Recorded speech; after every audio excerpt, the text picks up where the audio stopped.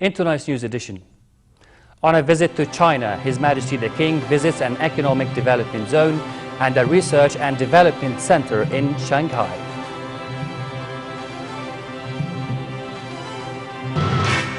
France says a deal can be reached with Russia on a UN resolution over Syria's chemical weapons program.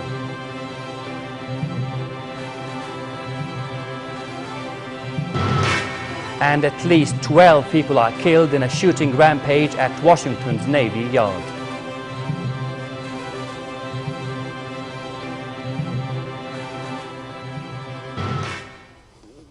Good evening and welcome to the news. Continuing a tour in China, His Majesty the King visited an economic development zone in Shanghai City, which hosts large international companies and advanced export-oriented industries.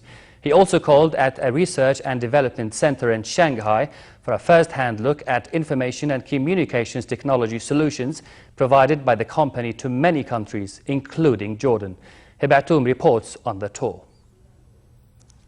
On the second day of his visit to China, His Majesty the King toured Jinshan Economic Development Zone in Shanghai City, which hosts large international companies, advanced industries, manufactured for export. The King was briefed on the work of Economic Zone, which includes environment-friendly industries that won UN Habitat Award, in addition to a briefing on the companies working in the facility. The King met with the Jinshan Economic Development Zone District Governor, as well as executive presidents of the international companies working in the zone.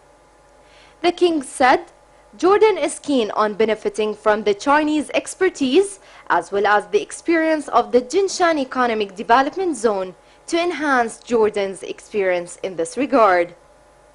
His Majesty briefed the audience on Jordan's competitive privileges that include its unique position as a center for the countries in the region that connects Asia with Africa and Europe, in addition to its educated human resources. King Abdullah added that Jordan, as a gate for the Gulf Cooperation Council countries, makes it a center for regional and international trade. Jordan, he said, had launched a number of developmental and free trade zones in the past decade, which attracted foreign investors. He told the meeting, attended by Jordanian officials, that Jordan would provide a suitable business environment for investors and businessmen.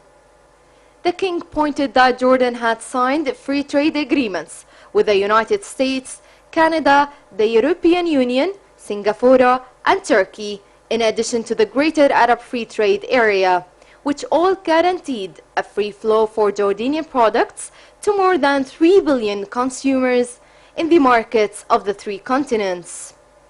The King said China could benefit from these agreements to reach new markets. Members of the Jordanian delegation gave presentations on the advantages of investing in Jordan and their keenness in cooperating with the Chinese firms. The Jinshan Economic Development Zone District Governor said the King's visit helped in introducing Jordan's investment climate and its distinguished privileges. He added that the opportunity is available for Chinese firms to cooperate with Jordanian firms, especially after the success of many Jordanian-Chinese partnerships. Also in Shanghai, King Abdullah visited Huawei's Research and Development Center for a first-hand look at the information and communications technology solutions. At a meeting with the company executives, the King noted Huawei's key role in providing products and solutions for the telecommunications and information technology sector. He also pointed to the company's contributions to the development of this sector in Jordan, which has become a main engine of the economy, contributing 15% to the kingdom's gross domestic product. King Abdullah noted that the company's commitment to establishing a research and development center in Jordan underlines the kingdom's role as a strong regional partner for the company. This partnership, the King added, would open new opportunities for cooperation, such as building the national fiber optic network and choosing Jordan as a technical support center for the company in the region. The king voiced the hope that the company would expand its business in Jordan to unleash further potentials and take advantage of the investment opportunities in the country in the fields of communications and IT. King Abdullah asked the company to support the Jordanian youth to become innovative by helping them in benefiting from the expertise of the company, which has 28 innovation centers around the world. Meanwhile, the company reiterated it is interested in a closer cooperation with Jordan through providing video communication solutions for remote learning and training system. The company will also continue to provide training for Jordanian ICT engineers. Following the meeting, the king toured the company's products and services showroom. He also made a video call to address a number of the company's employees at its Amman office. Meanwhile, Jordan and Huawei's Research and Development Center signed an agreement to boost cooperation between the two sides. نتأمل حاليا من We currently hope that through the new projects the Kingdom is carrying out in the communication sector, especially the National Optical Fiber Network, will lay the groundwork for important applications in health, education and other fields. We also hope for the other areas for using such technology by other companies. عديدة ومنها من ضمنها هذه الشركة. King Abdullah's visit to China would give a further boost to Sino-Jordanian relations in various economic, political and other fields. Hiba Al-Atoum for the news at 10. The Royal Committee for Enhancing National Integrity held more meetings with community leaders in the south of the country in its bid to reach a national integrity charter. The committee met in Karak with tribal elders, mayors, retired servicemen and representatives of civil society institutions, chambers of commerce, professional associations and women and youth leaders. It was the committee's 8th such a meeting held across the country in the past days in response to His Majesty the King's directives to reach out to citizens on the charter.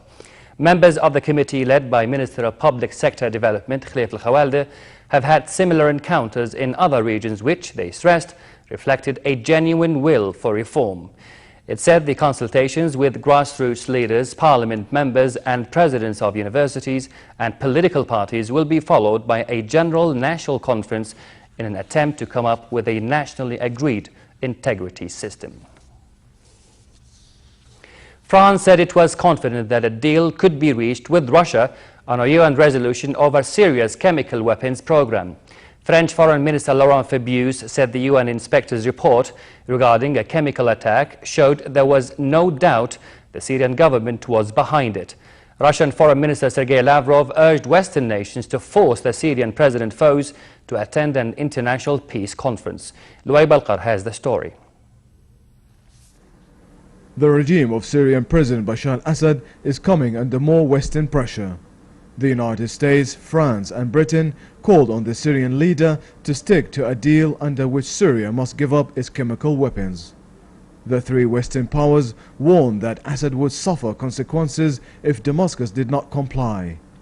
French President François Hollande's office said the three permanent members of the UN Security Council would seek a strong resolution in the forum sitting, binding deadlines for the removal of Syria's chemical weapons.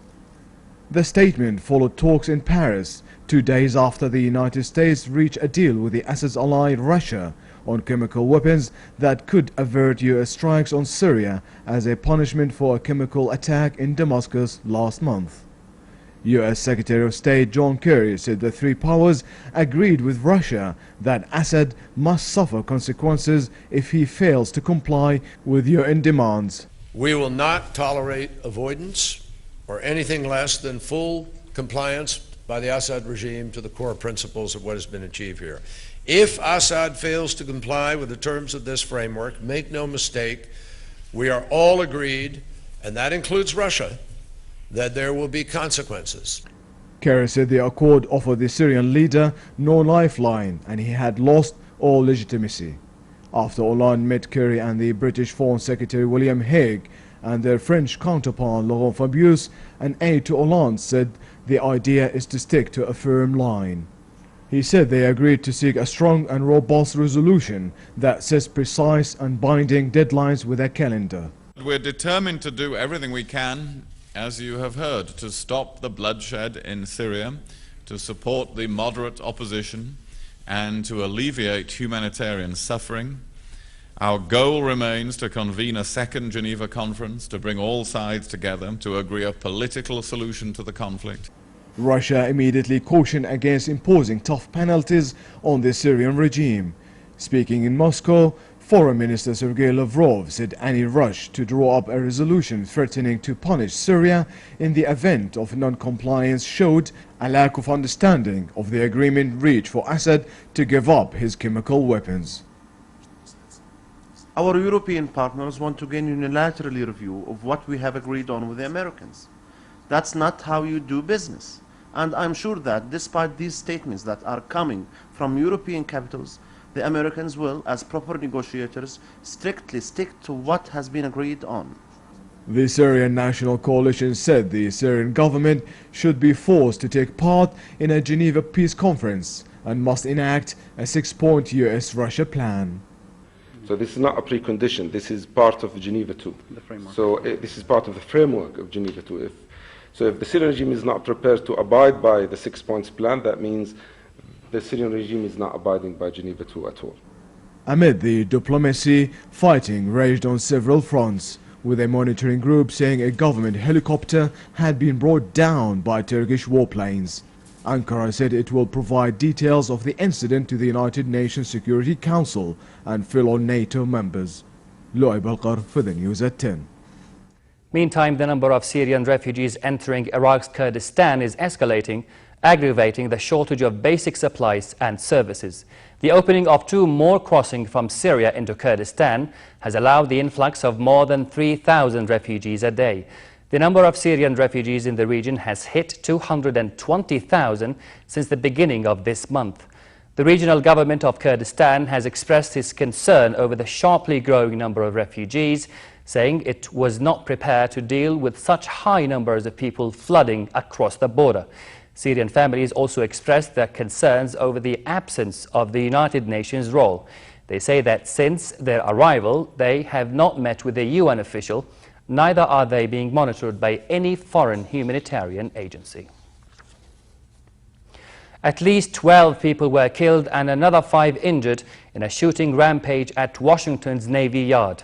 A U.S. official said the situation surrounding the shooting was still fluid and under investigation. District of Columbia Mayor Vincent Gray called it an isolated incident. Washington Police Chief Kathy Lanier said one suspected shooter was dead and 2 others were being sought, a white man and a black man, both in military-style clothing. A Washington police spokesman said those shot included a police officer, 1 other law enforcement officer and 3 others. The Navy said in a statement the shooting took place at the heavily guarded headquarters where about 3,000 people work.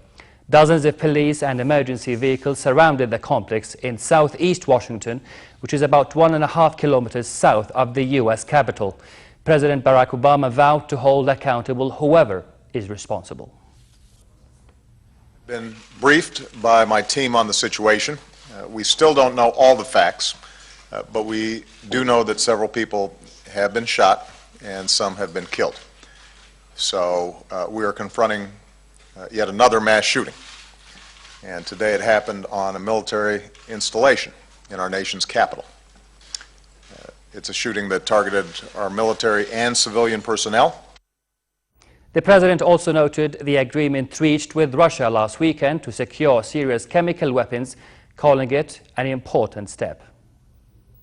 Important step in that direction towards moving Syria's chemical weapons under international control so that they can be destroyed. And we're not there yet, but if properly implemented, this agreement could end the threat these weapons pose not only to the Syrian people, but to the world. Iran's new nuclear energy chief Ali Akbar Salehi pledged increased cooperation with the UN nuclear watchdog.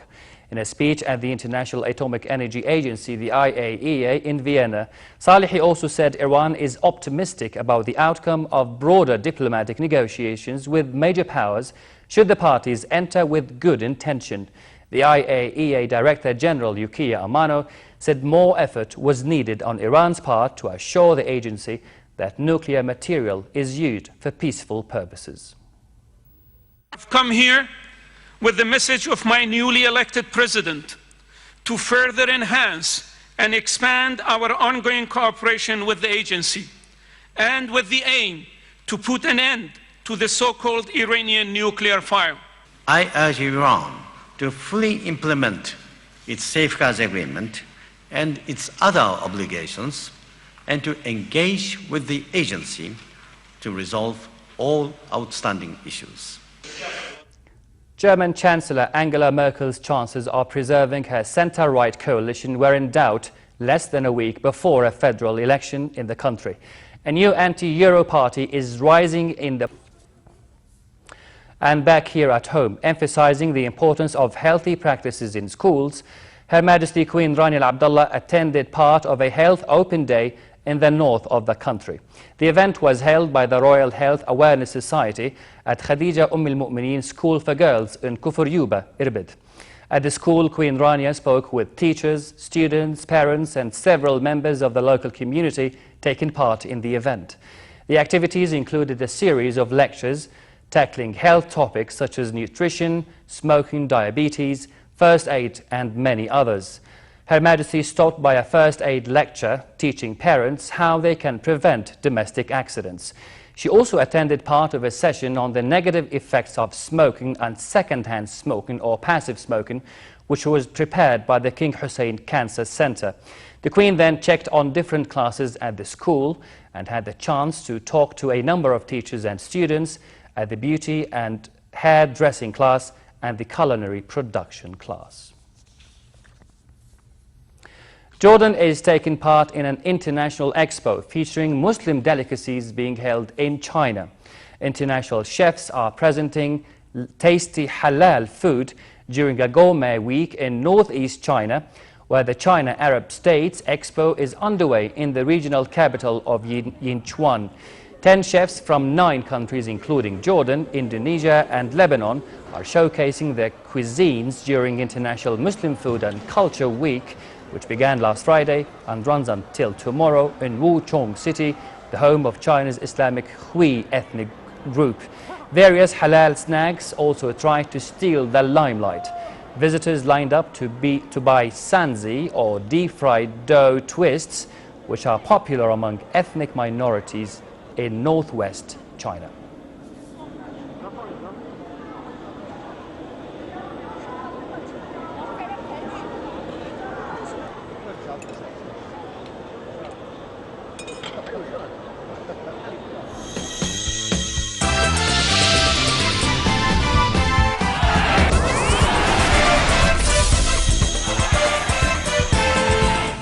Playmaker Fernando Gago revived Boca Juniors after missing their defeat at Olimpo last weekend by inspiring them to a 2-0 win over Racing Club at La Bombonera. Boca struck in the 17th minute when midfielder Juan Sanchez Mino passed to Juan Manuel Martinez on the left and raced into the box to meet the striker's return cross with a firm header. The home side went further ahead in the 67th minute when midfielder Jesus Mendez lobbed the ball into the middle, where striker Emmanuel Gigliuet beat goalkeeper Sebastian Sacha with a header. Racing remained pinned to the bottom of the initial championship table with only 2 points.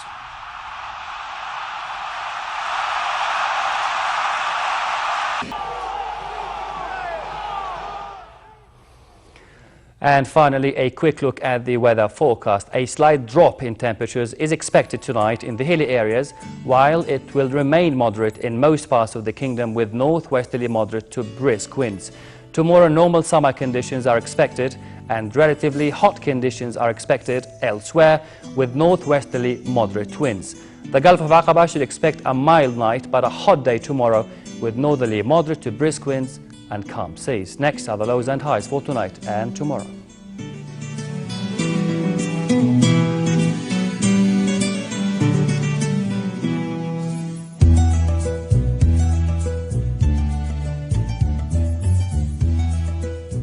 And to close, here's a reminder of the day's top stories.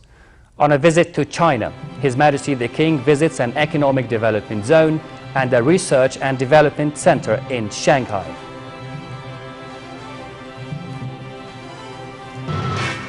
France says a deal can be reached with Russia on a UN resolution over Syria's chemical weapons program.